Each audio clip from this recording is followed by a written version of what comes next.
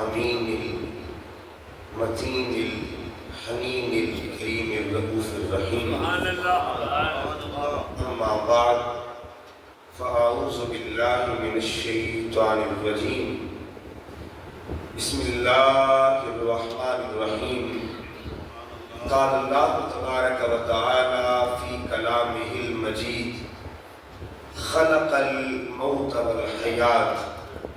صدق الله مولانا العظيم. إن الله وملائكته يصلون على النبي يا أيها الذين آمنوا صلوا عليه وسلموا تسليما. صلاة والسلام عليك يا سيدي يا رسول الله وعلى آلك وأصحابك يا سيدي يا حبيب الله. الصلاة والسلام عليك يا سيدي يا نبي الله وعلى آلك وأصحابك يا سيدي يا رحمة للعالمین. نہایت واجب الاحترام، قابل صدقہ، تکریم و احتشام پیر طریقت، رہبر شریعت قبلہ صوفی خواجہ خالد محمود صاحب زندہ مجدہ، جملہ عشاقان مصطفیٰ، غلامان مصطفیٰ، محبان اولیاء، اللہ رب العزت کا کروڑہا مرتبہ احسان عظیم ہے جس کی توفیق خاص کے ساتھ یہ پاکیزہ محفل پاک نصیب ہو رہی ہے، اور خوبصورت امتزاج ہے کہ ذکر خدا بھی ہو رہا ہے، ذکر مصطفیٰ بھی ہو رہا ہے. حسین سنگم کے ساتھ، حسین امتزاج کے ساتھ یہ محفل پاک اللہ کی ضربوں کے ساتھ ذکر محبوب کی طرف سفر کیا جا رہا ہے. اللہ تعالیٰ اس حسین سنگم کو اپنی بارگاہ میں قبول فرمائے، اور محترم میاں عمران صاحب اللہ پاک ان کی بخشش فرمائے، درجات کی بلندیاں نصیب فرمائے. ان کے لواحقین میں صوفی خدا بخش صاحب، ان کے برادران میں عرفان صاحب، سیف احمد بخش صاحب، اللہ پاک جملہ لواحقین کو صبر جمیل نصیب فرمائے، اور اس دیوان کو اللہ تعالیٰ درجات کی بلندیاں عطا فرمائے.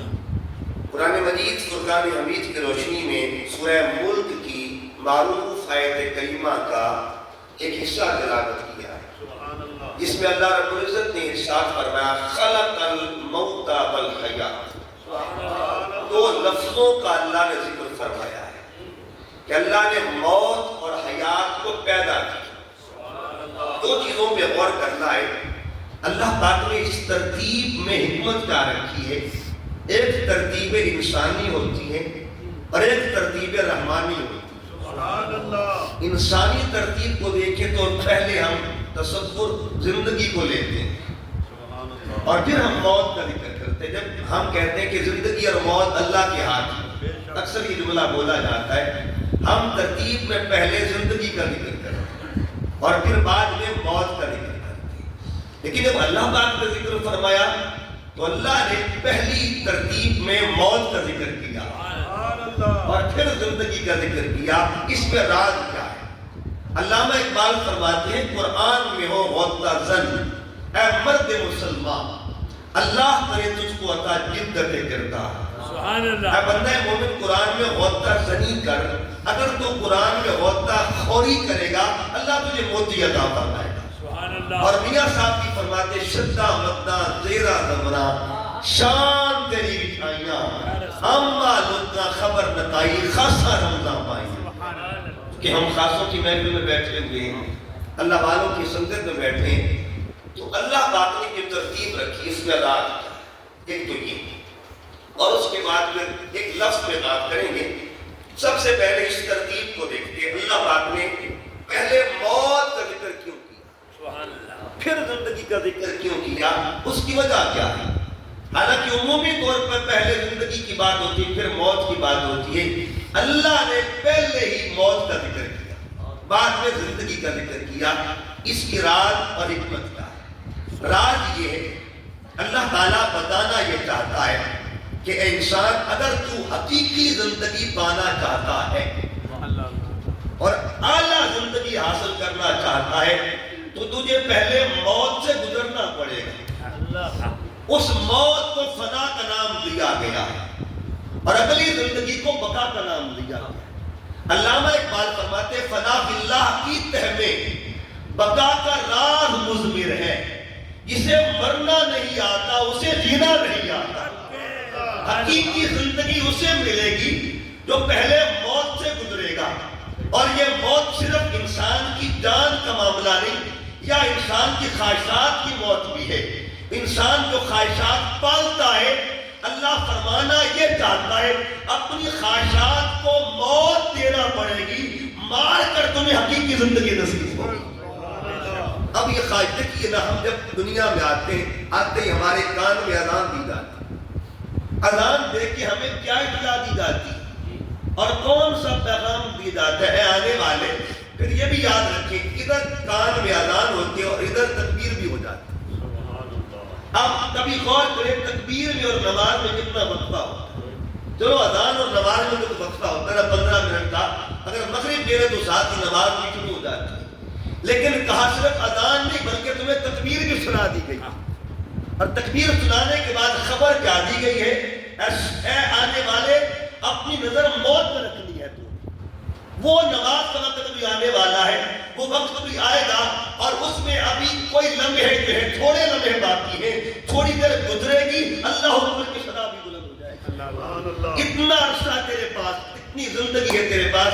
اس کا مطلب یہ ہوا اللہ تعالیٰ نے اس زندگی کی ویلیو کو ختم کرنے کے لیے عارضی زندگی کو ایک بیس کی وقت چیز بتانے کے لیے بتا دیا.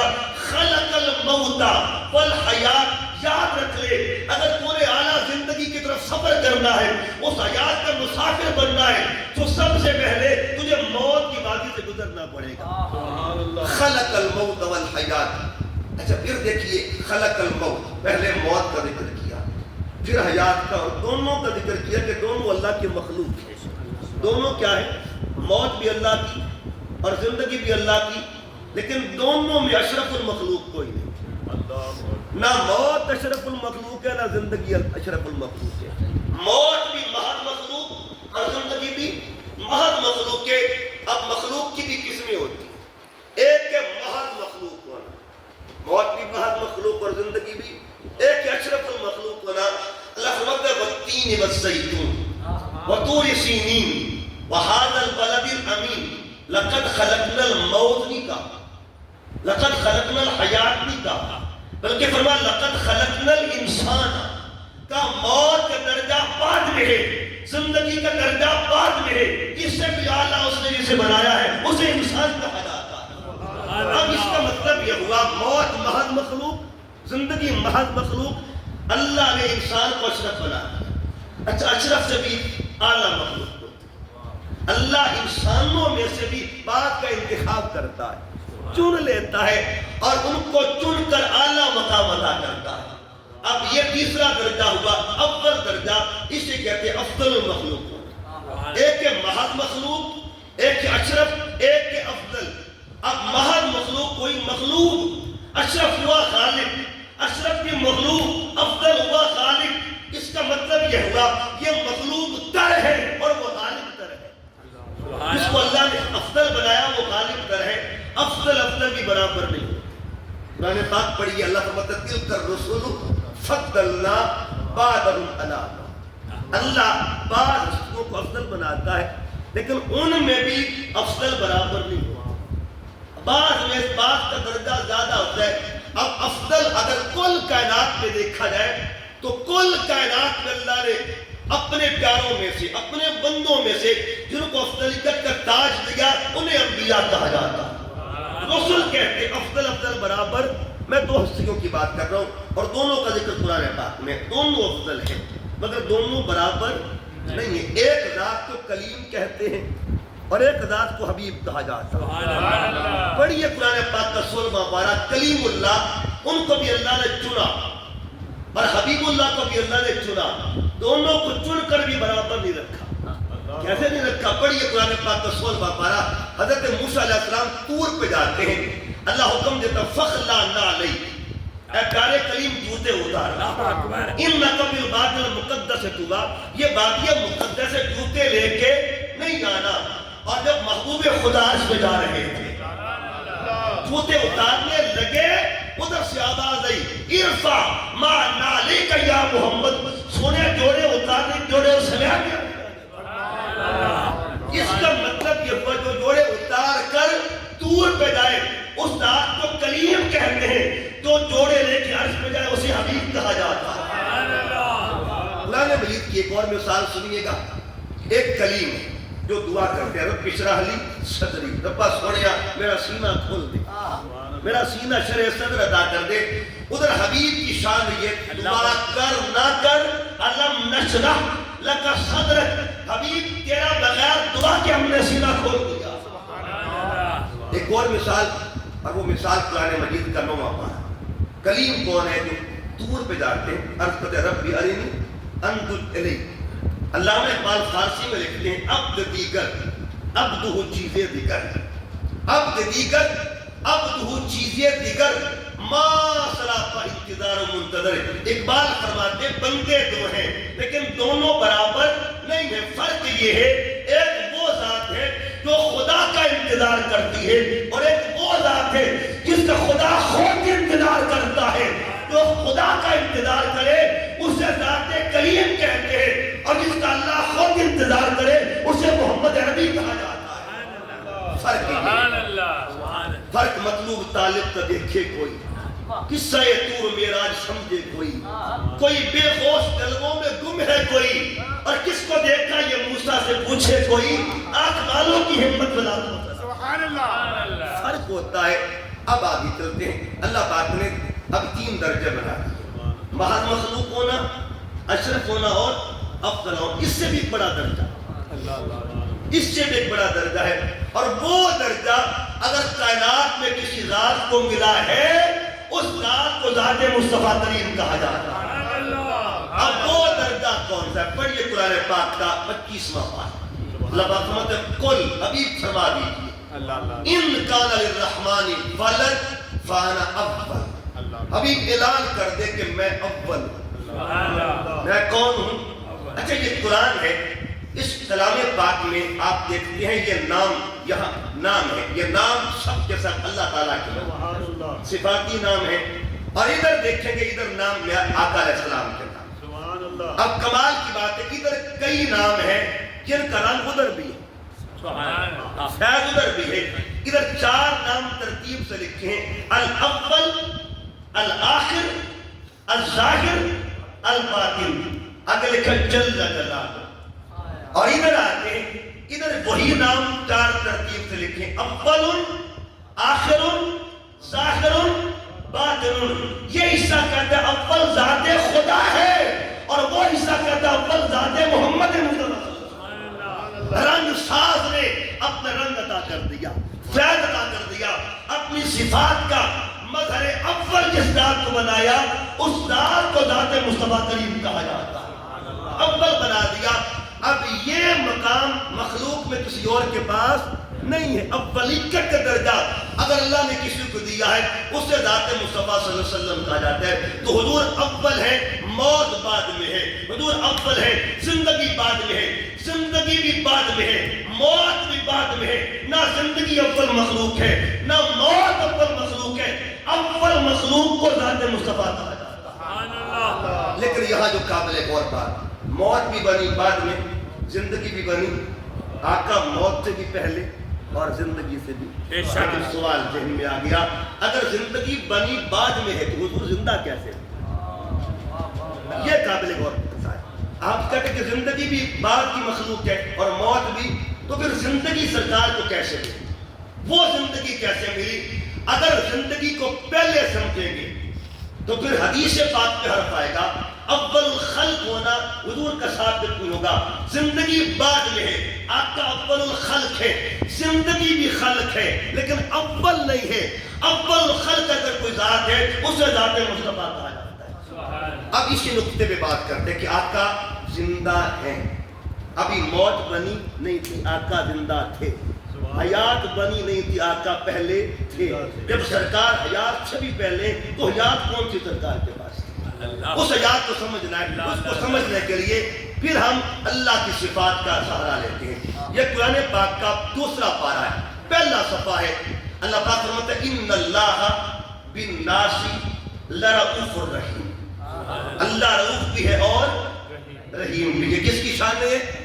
اللہ کی. دوسرا پارہ رؤوف بھی ہے اور رحیم بھی ہے. اب چل کے 11ویں پارے کی طرف سورہ توبہ کی آخری آیتیں. فما لقد جاءکم رسول من انفسکم عزیز علیہ ما عنتم حریص علیکم بالمؤمنین رؤوف الرحیم. حبیب ہم نے آپ کو رؤوف الرحیم بنا دیا ہے.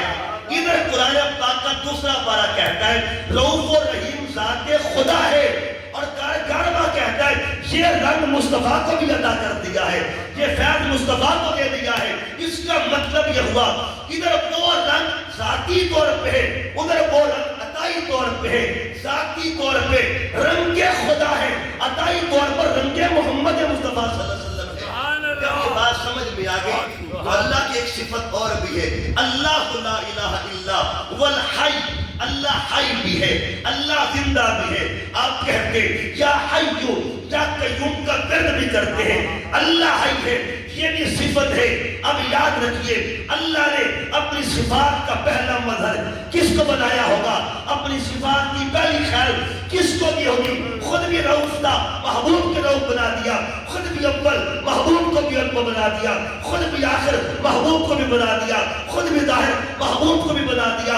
خود بھی باطن، محبوب کے بھی بنا دیا.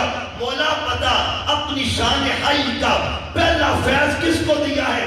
جواب دیا شان حی کا پہلا فیض اگر کسی کو دیا ہے اسے ذات محمد عربی کہا جاتا ہے. کوئی پوچھے اس کا مطلب یہ ہوا ہم محتاج ہیں زندگی کے، ہم سانس لینے میں زندگی کے محتاج ہیں، مگر جس در کی خود زندگی محتاج ہے اسے ذات مصطفیٰ کہا جاتا ہے. اسے ذات مصطفیٰ، اسے ذات مصطفیٰ. اب ذرا آئیے آقا حیات. اچھا پھر سو لوگ سے کہتے ہیں کہ اگر حضور حیات ہیں تو پھر آپ 63 سال عمر کیوں بتاتے ہیں سرکار؟ یہ سوال پھر تم 63 سال کیوں کہتے ہو؟ تو جواب یہ کہ یہ عمر ہم کل جہانوں کی نہیں بتاتے، کل جہانوں کی نہیں بتاتے. یہ عمر محض ایک جہان کی بتاتے، وہ جہان دنیا ہے. ورنہ حقیقی عمر تو آپ بھی نہیں بتاتے. جتنے بھی ہم بیٹھے ہوئے نا، ہم ماں کی گود سے پیٹ سے آئے، ایک ہماری عمر وہ بھی ہے 9 مہینے والی. کبھی کسی سے پوچھیں شناختی کارڈ ذرا دکھائیں، آپ نے وہ 9 مہینے والی عمر کیوں نہیں لکھوائی؟ کیا زندہ نہیں تھے وہاں؟ کیا زندہ بھی تھے؟ خوراک بھی مل رہی تھی، پل بھی رہے تھے، سب کچھ تھا، سانسیں بھی وہاں تھی. اگر بندے کی وہاں ڈیتھ ہو جائے تو یہاں بھی مردہ ہی آتا، وہاں زندگی تھی. میں تو ایک اور پچھلی عمر کی بھی بات کرنے لگا. اس سے پہلے بھی عمر تھی. قرآن پاک اس کا بھی ذکر کرتا ہے. قرآن کہتا ہے اللہ نے تمام روحوں کو جمع کیا، سبحان اللہ. جمع کر کے اس نے پوچھا رسول ربکم، اے روحوں بتاؤ کیا میں تمہارا رب نہیں ہوں؟ قالوا بلا. تمام روحیں یک زبان ہو کر بولی مولا کیوں نہیں؟ سبحان اللہ. وہاں ہم نے کلام نہیں کیا تھا، وہاں ہم زندہ نہیں تھے، موجود نہیں تھے، سنا نہیں تھا. پھر بتائیے اس عمر کا حساب کہاں سے لگائیں گے؟ اللہ اکبر. سلطان باہو رحمۃ اللہ نے کیا فرمایا؟ آپ فرماتے کن فیکون جدا فرمایا اساں تو یہ کولے ہاستے ہو کالو بلا اسی کنی سنیا کوئی گونگے ڈورے ناسے ہو ایک لا مکان اسادا ایک آن متوج پاسے ہو نفس پلید کا کیتا کوئی اصل پلید کا ناسے. وہ بھی دور ایک زمانہ وہ بھی گزرا ہے، کبھی وہ بھی کاؤنٹنگ کر کے دیکھیں کتنی عمر ہوگی. اس کا مطلب یہ ہوا جب امتی ہو کر اپنی حیات کی معرفت نہیں رکھ سکتا تو پھر بتا شان محبوب کا عالم کیا ہوگا، شان مصطفیٰ کا عالم کیا ہوگا جن کو اللہ نے یہ ٹائٹل دیا ہو وما ارسلناک الا رحمۃ للعالمین. جب 3 جہانوں والا نہیں بتا سکتا تو کل جہانوں والوں کی شان کا عالم کیا ہوگا. سبحان اللہ، سبحان اللہ، سبحان اللہ، سبحان اللہ. یا رسول اللہ، یا رسول اللہ، یا رسول اللہ، یا رسول اللہ. اب اس حیات کو دیکھنے کے لیے ایک سارا حدیث کا لیتے مقتدی سے ایمان کی خبر لیں. مقتدی سے امام کی شان تک آتے ہیں. شب معراج میرے کریم آقا صلی اللہ علیہ وسلم نے اپنی ایک مقتدی کو 3 جگہ پہ دیکھا. کتنی جگہ پہ دیکھا جی؟ 3 جگہ دیکھا. 3 جگہ دیکھا. اور صرف 3 جگہ نہیں دیکھا, 3 جہانوں میں دیکھا. 3 مقام اور ہوتے, 3 جہان. دیکھیں میں یہاں پہ حاضر ہوں, یہ میرے بزرگ یہاں تشریف فرمائے, میرا یہ ایک مقام ادھر یہ تشریف فرمائے, قبلہ ادھر بیٹھے ہو, قبلہ پیر صاحب, اب ان کا یہ مقام, میں ادھر بیٹھا ہوں, آپ ادھر بیٹھے, ہمارا جہان ایک ہی ہے, سب مقام جدا جدا ہے, لیکن ایک رات سرکار نے اپنے ایک مقتدی کو دیکھا اور 3 جہانوں میں دیکھا. آقا فرماتے مررت بقبر موسیٰ, میں موسیٰ علیہ السلام کی قبر کے پاس سے گزرا, ہوا قائمون, وہ کھڑے ہوئے تھے, یصلی فی قبرہ, اپنی قبر میں کچھ پڑھ رہے تھے. یہاں بعض اہل علم کہتے ہیں نماز پڑھ رہے تھے. یاد رکھیے یہ قبر کی نماز ہوتی ہے, فرض نماز نہیں ہوتی, یہ نفل نماز ہوتی ہے, کیونکہ وہاں بندہ مکلف نہیں ہوتا فرائض کا, وہاں نفلی نماز ہوتی ہے. اور شریعت یہ کہتی ہے آپ کی ماں ایک طرف ہو اور دوسری طرف نفل نماز ہو, ماں آواز دے, شریعت کا فیصلہ یہ ہے کہ ماں کی آواز پر نفل چھوڑ دیے جاتا, نفل ترک کر دو, ماں کی آواز پر لبیک کہہ دو. مجھے بتائیے گا اگر نفلوں سے ماں اتنی قیمتی ہے تو نفلوں سے مصطفیٰ کتنے قیمتی ہے؟ یہ معاملہ نماز کا نہیں تھا, اہل محبت نے کہا یصلی, موسیٰ علیہ السلام اور کچھ نہیں پڑھ رہے تھے, بس کھڑے ہو کر حضور پر درود و سلام پڑھ رہے تھے کہ حضور تشریف لا رہے ہیں, استقبال میں درود پاک پڑھ رہے تھے. فرماتے میں قبر موسیٰ کے پاس سے گزرا, موسیٰ علیہ السلام قبر میں نماز یا کچھ عمل کر رہے تھے. آگے آقا علیہ السلام فرماتے جب میں مسجد اقصیٰ میں گیا, وہی موسیٰ علیہ السلام جو قبر میں کھڑے تھے وہ میرے پیچھے بھی کھڑے ہوئے. وہی موسیٰ علیہ السلام میرے پیچھے مقتدیوں میں کھڑے ہوئے. پھر سرکار فرماتے جب میں 50 نمازیں لے کے واپس آ رہا تھا چھٹی آسمان میں, وہی موسیٰ علیہ السلام, سبحان الذی اسریٰ بعبدہ لیلا, رات کے تھوڑے سے حصے میں میرے آقا فرماتے ایک مقتدی ہے, جہان 3 ہے. وہی موسیٰ علیہ السلام جہان برزخ میں تھے, وہی موسیٰ علیہ السلام جہان دنیا میں ہے, وہی موسیٰ علیہ السلام جہان نور میں ہے. مجھے کہنے دیجئے کہ شان خدمتگاروں کی تو سردار سب سے اولا والا ہمارا نبی, سب سے بالا والا ہمارا نبی, خلق سے اولیاء, اولیاء سے رسول, سب رسولوں سے اعلیٰ ہمارا نبی. پھر دیکھیے گا عمر کتنی, اچھا عمر کتنی کہتے ہیں, عمر تو 63 سال, میں نے کہا عمر کا بھی بتا دیتے. حدیث طیبہ ایک دن سرکار تشریف فرمائے, حضور علیہ السلام نے جبرائیل امین سے پوچھا بھائی بتا تیری عمر کتنی ہے, تیری عمر کتنی ہے, اپنی کی خبر نہیں بتائی, تیری عمر کتنی ہے. علامہ اقبال فرماتے محمد سر وحدت ہے, کوئی رنگ ان کی کیا جانے, شریعت میں تو بندہ ہے, حقیقت میں خدا. بتا تیری عمر کتنی ہے, جبرائیل امین عرض کیا تھا عمر کو تو پتہ نہیں, بس ایک علامت بتانا چاہتا ہوں, چوتھے حجاب نور پر ایک ستارہ طلوع ہوا کرتا تھا, 70,000 سال کے بعد ہوتا تھا, اور میں نے 72,000 مرتبہ اسے دیکھا.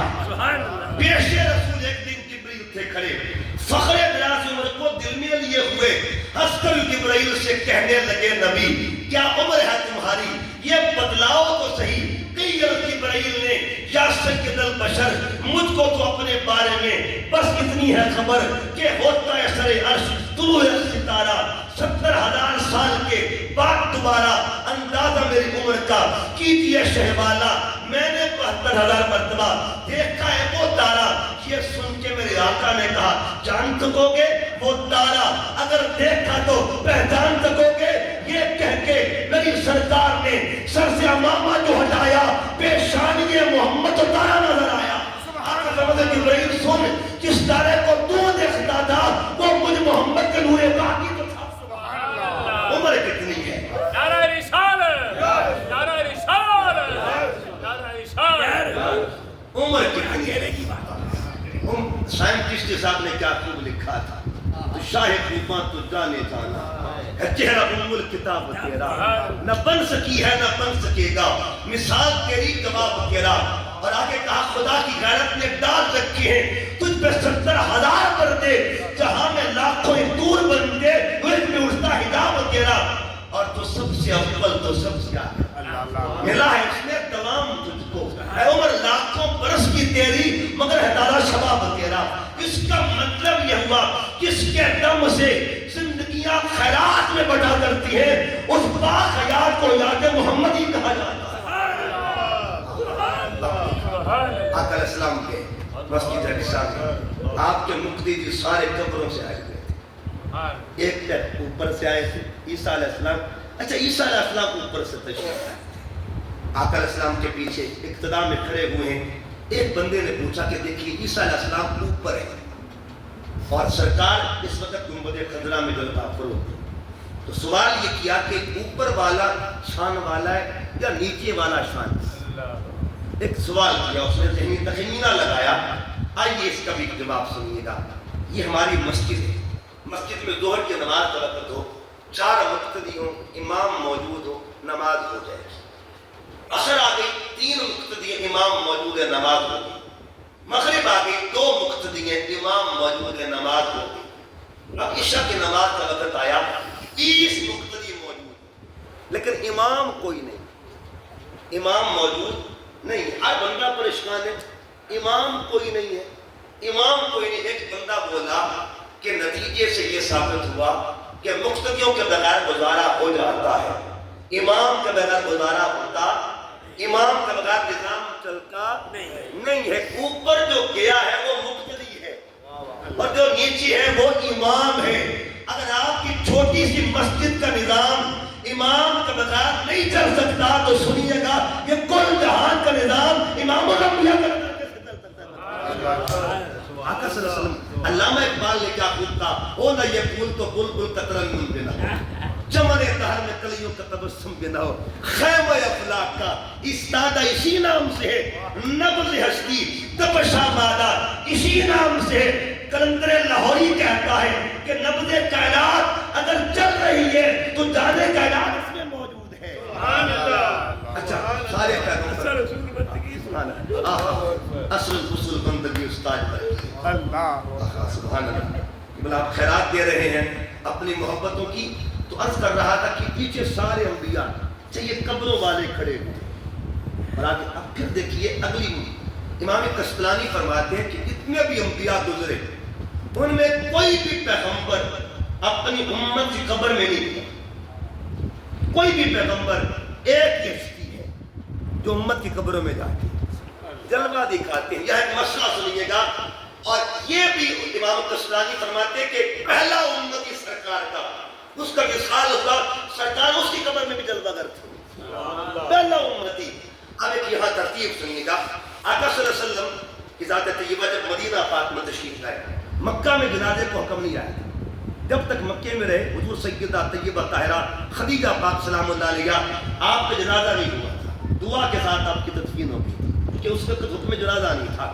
آقا مدینہ میں پہلا بندہ جس کا جنازہ ہوا ان کا نام کیا تھا کہ اسد بن زرارہ رضی اللہ تعالیٰ، حضور صلی اللہ علیہ وسلم نے اپنے ہاتھ سے ان کو دفنایا، سرکار نے خود جنازہ پڑھایا، دفنا کے آقا صلی اللہ علیہ وسلم نے جنت البقیع میں ان کو دفنایا، دفنا کے سرکار مسجد نبوی میں چلے گئے۔ اب تصور کیجئے اب صحابی قبر میں چلے گئے، حضور مسجد میں آ گئے، صحابی قبر میں، سرکار کہاں پہ؟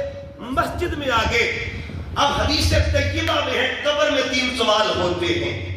امام قسطلانی نے یہ بھی تائید کی ہے کہ میں پہلا امتی ہے، اس نے بھی سرکار کو قبر میں دیکھا، اس نے بھی سرکار کا دیدار کیا ہے۔ اب آقا کے مسجد نبوی میں اور صحابی قبر میں فرشتے آ گئے، پہلا سوال کہ مر رب کا، تیرا رب کون ہے؟ بتا کہ سرکار کہاں تھے؟ مسجد نبوی میں۔ دوسرا سوال ہوا ما دینوں کا، حضور کہاں تھے؟ مسجد نبوی میں۔ اب تیسرا سوال ہونے لگا، اب پوچھئے حدیث طیبہ سے، پوچھئے علماء سے، اور حد درمی ضد کو چھوڑے بندہ، اگر دل میں ضد نہ ہونا حدیث کو مانے تب ماننا پڑے گا۔ امام قسطلانی اتھینٹک بندہ ہے، آپ فرماتے جب تیسرا سوال ہوا ہوگا حضور کہاں؟ اب 2 گواہیاں ہیں، وہ مسجد والے کہتے ہیں میرے سامنے موجود ہیں، قبر والا کہتے ہیں میرے سامنے موجود ہیں۔ ایک مقام پہ آقا وہاں بھی جلوہ گر ہیں، یہاں بھی جلوہ گر ہیں، آگے تائید کرتے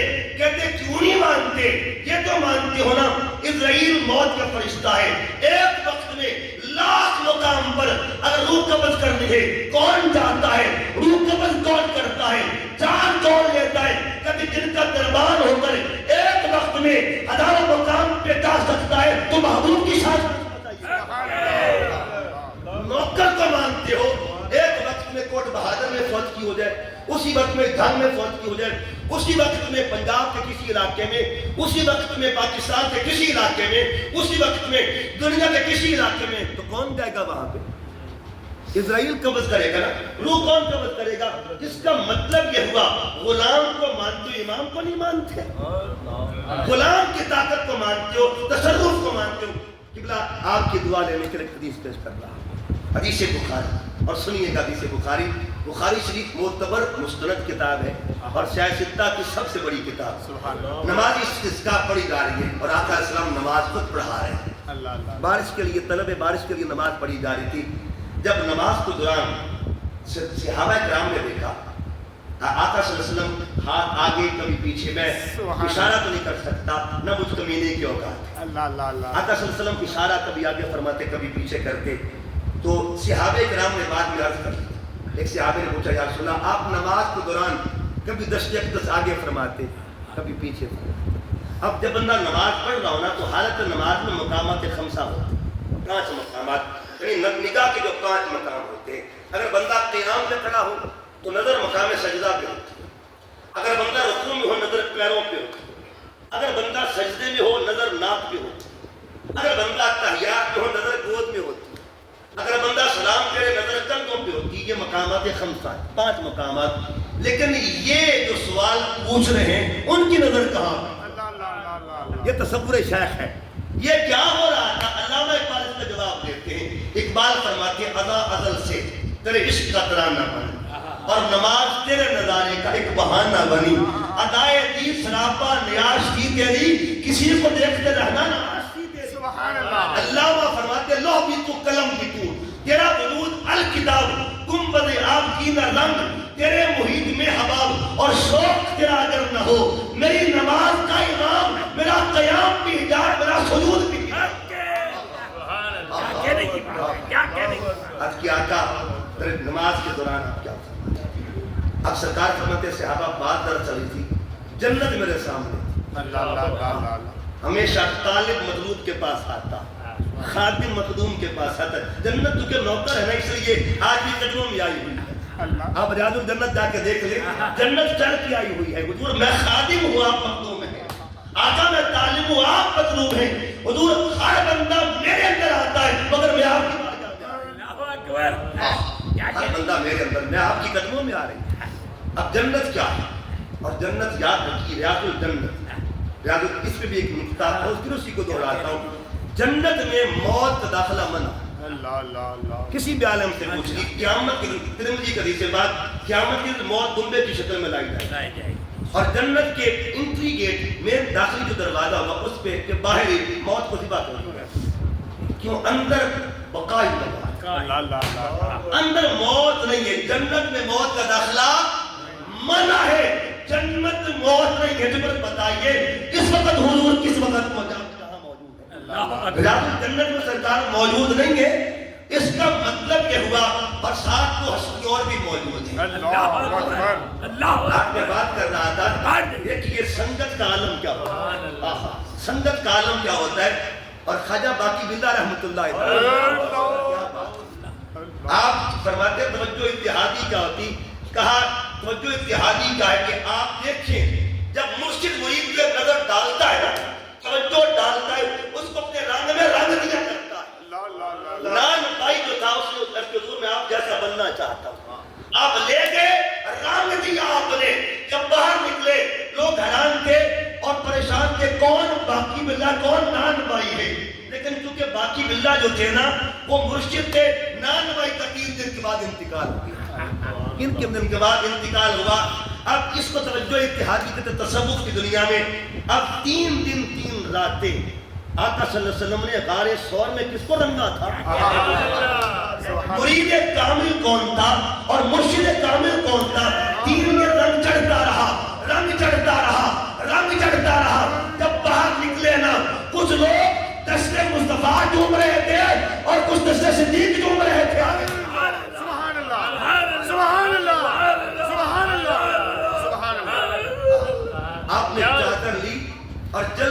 یہ چادر حضور پہ اڑا. اللہ بعض لوگ کہتے ہیں کہ یہ چادر اس لیے لیتے دھوپ کا سایہ جو ہے دھوپ نہ پڑے, لیکن شیخ الاسلام فرماتے دھوپ کا تصور ہی نہیں تھا. ہاں تو بادل خود سے آگ نہیں کرتا. یا معاملہ دھوپ کا نہیں تھا, معاملہ یہ تھا کہ لوگوں ہاتھ میرے نہ چومو, میرے مرشد بیٹھے, سبحان اللہ. میں تو خادم و مخدوم یہ بیٹھے. خادم نے ہاتھ مصروف, خادم نے ہاتھوں کو مصروف کر لیا اور کہا یہ میرے مخدوم بیٹھے ہوئے ہیں. یا قرآن مجید کی ایک مثال, اور بات کو اختتام کی طرف لے کے جا رہا ہوں. بات چل پڑی, دیکھیے قرآن مجید میں حضرت یوسف علیہ السلام کا تذکرہ, ان کے قمیض کا بھی ذکر ہے, ان کے قمیض کا ذکر ہے. قرآن پاک نے کیا کہا, جب یوسف علیہ السلام کے بھائی انہوں نے یوسف علیہ السلام کو کنویں میں پھینکا تو قمیض آپ کا لیا, قمیض لے کے بابا کے پاس آیا, اس میں بکری کا خون میں لگا دیا. جب بابا کے پاس آئے نا تو قرآن مجید نے کتنا احتیاط کی لفظ استعمال فرمایا. وَجَاءُوا عَلَىٰ قَمِيصِهِ بِدَمٍ كَذِبٍ, قمیض سچا تھا, خون جھوٹا تھا. قمیض سچا تھا, اس کا مطلب یہ کپڑا نبی کی سنگت میں آ جائے, لباس جو ہے نبی کی صحبت میں آ جائے, اللہ اسے سچا فرماتا ہے, اسے جھوٹا ہونے نہیں دیتا. اگر نسبت یوسف کا یہ مقام ہے تو نسبت محمد عربی کی شان کا سبحان اللہ.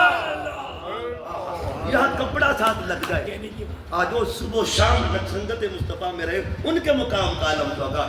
بات دور نہ نکل جائے.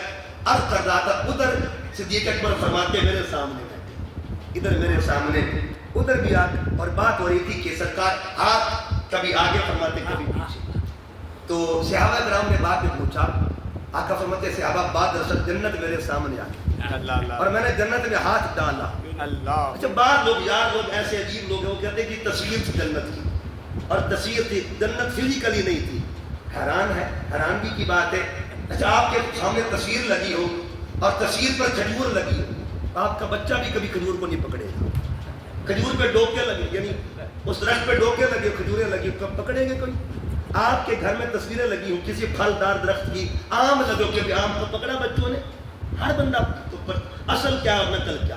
حیرانگی کی بات ہے, اپنے بچوں کے بارے میں ہم یہ سوچ سکتے ہیں, ان کو خبر ہوتی کہ ریئل کیا ہوتا ہے. آقا صلی اللہ علیہ وسلم نے ہاتھ میں پکڑا انگوروں کو, جب پکڑا نا حضور علیہ السلام فرماتے لو اکلت منہ ما بقیت الدنیا, اگر میں توڑ لیتا امت قیامت تک کھاتی رہتی, انگور ختم نہ ہوتے.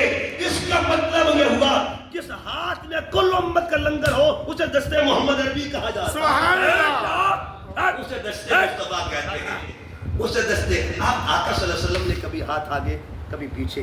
سرکار علیہ السلام نے فرمایا جنت میرے سامنے تھی اور میں نے جنت میں ہاتھ ڈالا تھا. اب جنت کہاں پہ؟ قرآن پاک فرماتا ہے عند سدرۃ المنتہی عندہا جنت المأویٰ, سدرہ کے قریب جنت ہے. اب جنت میں ہاتھ گیا تھا, بڑی کمال احتیاط اور توجہ طلب بات ہے کہ کل تھا مدینے میں, جز تھا جنت میں. کل کہا جی مدینہ طیبہ میں, جز کہا گیا ہوا جنت میں. وہ جو جز جنت میں گیا تھا اس کو زمین والوں نے دیکھا کہ نہیں دیکھا. دیکھیے سوال اس لیے کیا نا, میں مثال دے رہا ہوں مثال سمجھانے کے لیے. یہ میرا ہاتھ ہے, اس کو میں نے باسکٹ میں چھپا دیا, جہان کی بدلا, جہان ایک ہے لیکن ہاتھ نظر کسی کو نہیں آ رہا. جہان بھی ایک ہے لیکن ہاتھ نظر نہیں آ رہا. وہاں جہان دو تھے, ایک جہان میں کل تھا, ایک جہان میں جز تھا. ایک جہان دنیا, ایک جہان نور.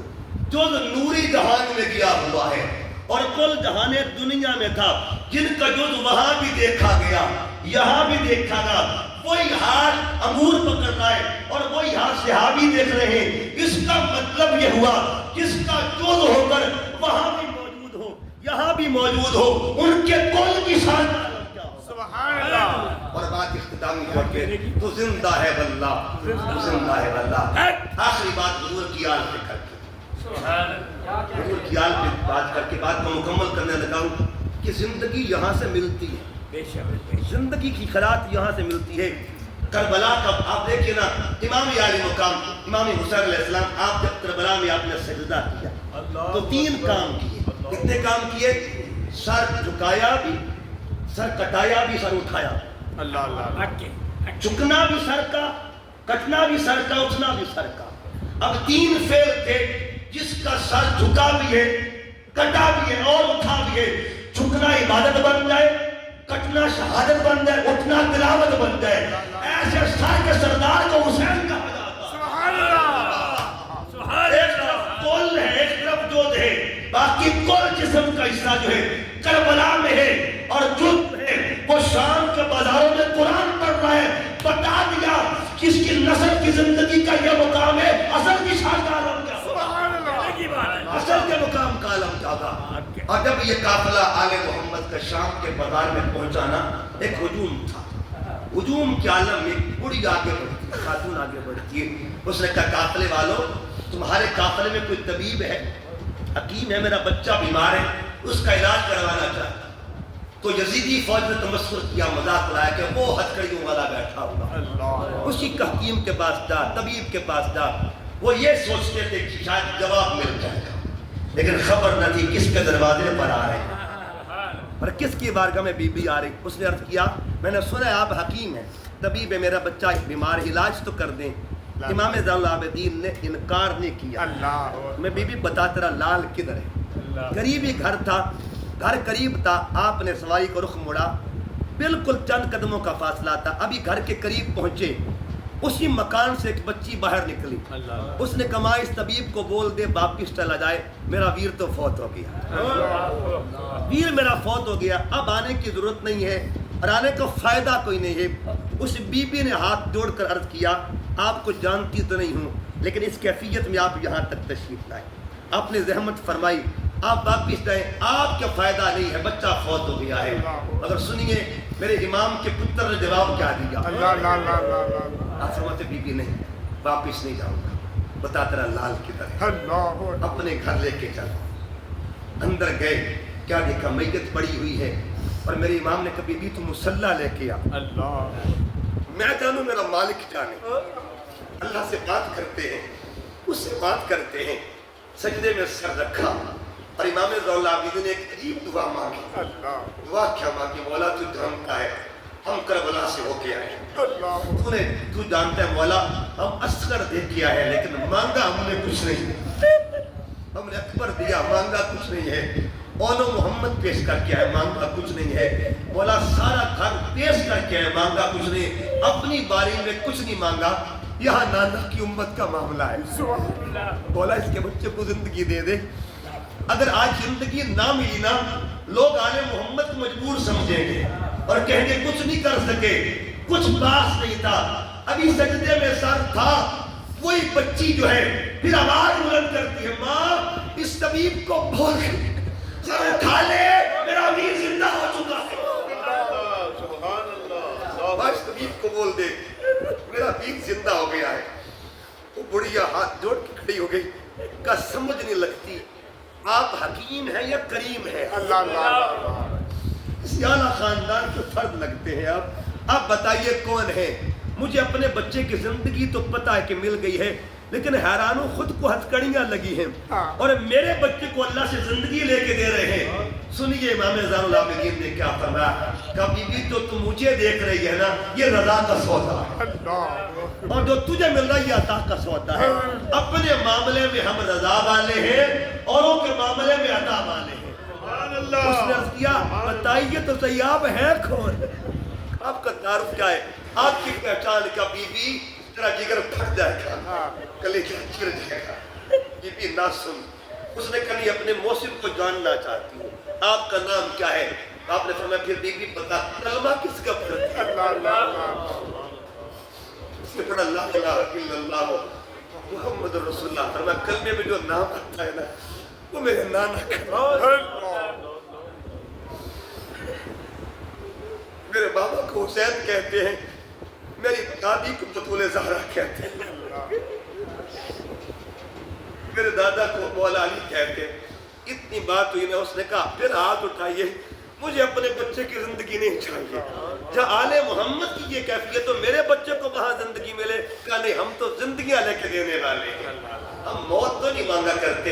اس نے کہ پھر ایک ہی عرضی ہے، اب بچہ میرا ہے لیکن نوکری آپ کی کرے اللہ اللہ اللہ اب جب تک اس کی سانسیں باقی ہیں یہ خادم آپ کا بن کے رہے گا، اپنی خدمت میں لے لیں تاکہ قیامت کے دن مجھے بھی اللہ حضور کی آل کے نوکروں میں قبول فرمائے۔ یاد رکھیے جن کے بچوں کی دعاؤں سے اللہ زندگیاں دیتا ہے اس محبوب کی حیات طیبہ کی شان کا آج ہماری زندگی اگر ہے انہی کے دم سے، اگر سانس چل رہی ہے تو حضور کے دم سے۔